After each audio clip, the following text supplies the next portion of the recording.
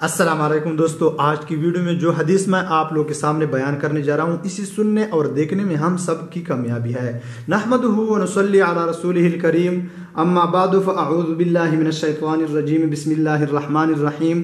حضور اقدس صلی اللہ علیہ وسلم ایک مرتبہ صحابہ رضی اللہ تعالیٰ عنہ کی ایک جماعت کے پاس تشریف لے گئے اور دریافت فرمایا کہ کس بات نے تم لوگوں کو یہاں بٹھایا ہے؟ عرض کیا کہ اللہ جل شانہ کا ذکر کر رہے ہیں اور اس بات پر اس کی حمد و ثنا کر رہے ہیں کہ اس نے ہم لوگوں کو اسلام کی دولت سے نوازا۔ یہ اللہ کا بڑا ہی احسان ہے ہم پر۔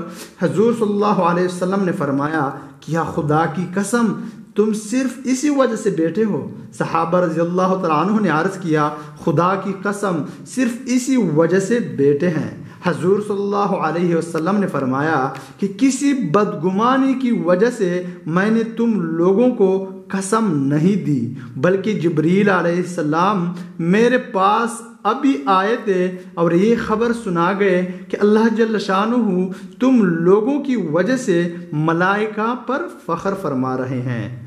یعنی میں نے جو قسم دے کر پوچھا، اس سے مقصود اہتمام اور تاکید تھی کہ ممکن ہے کوئی اور خاص بات بھی اس کے علاوہ ہو اور وہ بات اللہ جل شانہ کے فخر کا سبب ہو۔ اب معلوم ہو گیا کہ صرف یہ تذکرہ وہی سبب فخر ہے۔ کس قدر خوش قسمت تھے وہ لوگ جن کی عبادتیں مقبول تھیں اور ان کی